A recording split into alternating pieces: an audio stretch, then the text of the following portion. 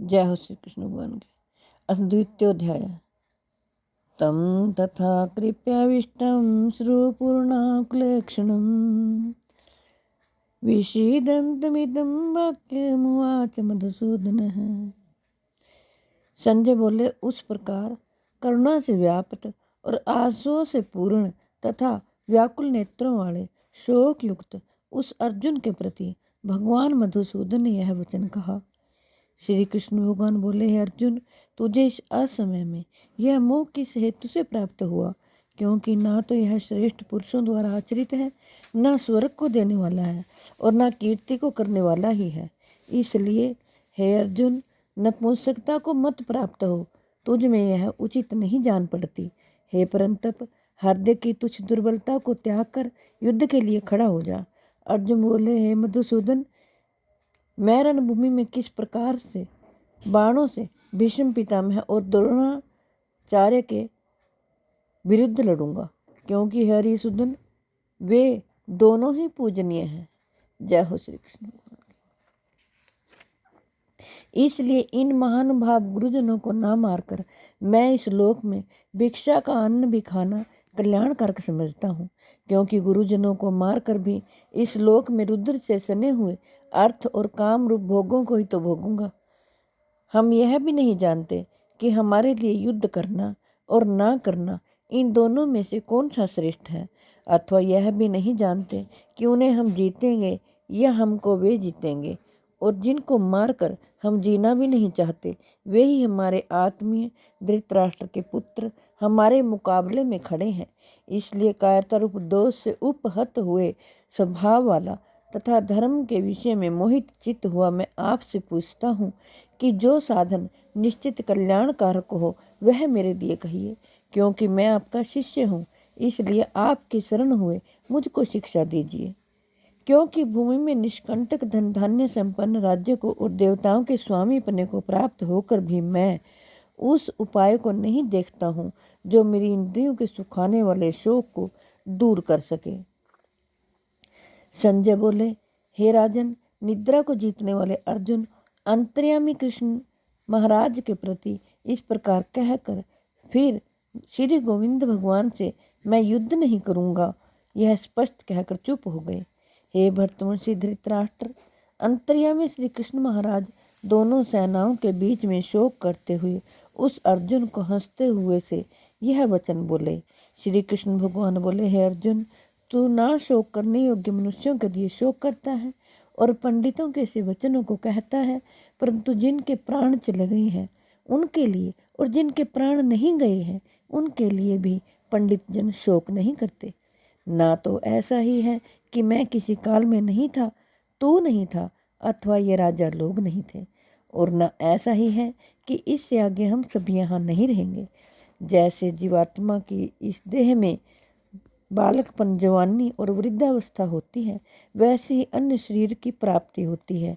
उस विषय में धीर पुरुष मोहित नहीं होता। जय हो श्री कृष्ण भगवान। श्री कृष्ण भगवान कहते हैं, हे कुंती पुत्र, सर्दी, गर्मी और सुख दुख को देने वाले इंद्रियों और विषयों के संयोग तो उत्पत्ति विनाशशील और अनित्य हैं। इसलिए हे भारत, उनको तो सहन कर, क्योंकि हे पुरुष श्रेष्ठ, दुख सुख को समान समझने वाले जिस धीर पुरुष को ये इंद्रियों और विषयों के संयोग व्याकुल नहीं करते, वह मोक्ष के योग्य होता है। असत वस्तु की तो सत्ता नहीं है और सत्य का अभाव नहीं है। इस प्रकार इन दोनों का ही तत्वज्ञानी पुरुषों द्वारा देखा गया है। नाश रहित तो तू उसको जान जिससे यह संपूर्ण जगत दृश्य वर्ग व्याप्त है। इस अविनाशी का विनाश करने में कोई भी समर्थ नहीं है। इस नाश रहित अपरमेय नित्य स्वरूप जीवात्मा के ये सब शरीर नाशवान कहे गए हैं। इसलिए हे भर्तवंशी अर्जुन, तू युद्ध कर। जो इस आत्मा को मारने वाला समझता है तथा जो इसको मरा मानता है, वे दोनों ही नहीं जानते, क्योंकि यह आत्मा वास्तव में ना तो किसी को मारता है और ना किसी के द्वारा मारा जाता है। यह आत्मा किसी काल में भी ना तो जन्मता है और न मरता ही है, तथा ना यह उत्पन्न होकर फिर होने वाला ही है, क्योंकि यह आत्मा अजन्मा, नित्य, सनातन और पुरातन है। शरीर के मारे जाने पर भी नहीं मारा जाता।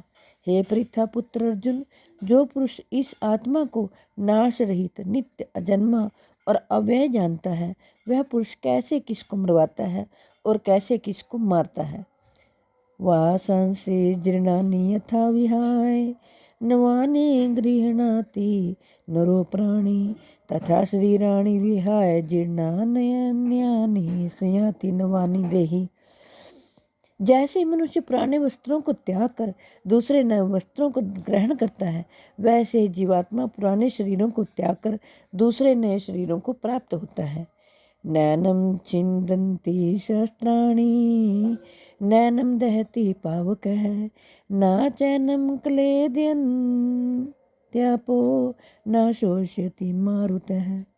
इस आत्मा को शस्त्र नहीं काट सकते, इसको आग नहीं जला सकता, इनको जल नहीं गला सकता और वायु नहीं सुखा सकता, क्योंकि यह आत्मा अच्छेद्य है।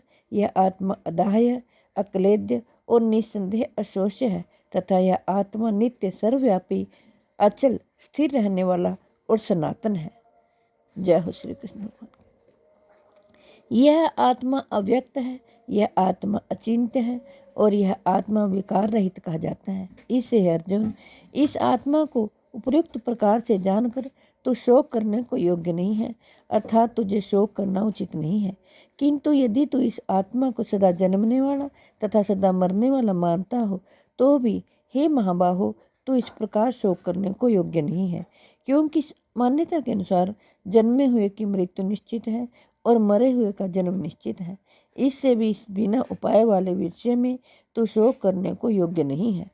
हे अर्जुन, संपूर्ण प्राणी जन्म से पहले अप्रकट थे और मरने के बाद भी अप्रकट हो जाने वाले हैं, केवल बीच में ही प्रकट हैं। फिर ऐसी स्थिति में क्या शोक करना।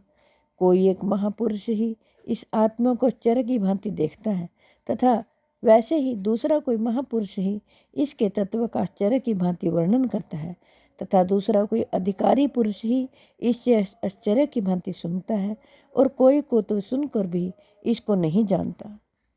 जय हो श्री कृष्ण भगवान। हे कृष्ण गोविंद हरे मुरारे, हे नाथ नारायण वासुदेवाय। हे अर्जुन, यह आत्मा सबके शरीरों में सदा ही अवध्य है। इस कारण संपूर्ण प्राणियों के लिए तो शोक करने के योग्य नहीं है तथा अपने धर्म को देखकर भी तो भय करने योग्य नहीं है, अर्थात तुझे भय नहीं करना चाहिए, क्योंकि क्षत्रिय के लिए धर्मयुक्त युद्ध से बढ़कर दूसरा कोई कल्याणकारी कर्तव्य नहीं है।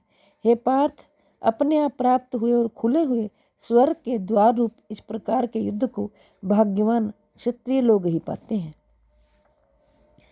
जय हो श्री कृष्ण भगवान। हे कृष्ण गोविंद हरे मुरारे, हे नाथ नारायण वासुदेवाय। हे कृष्ण गोविंद हरे मुरारे, हे नाथ नारायण वासुदेवाय। जय हो श्री कृष्ण भगवान।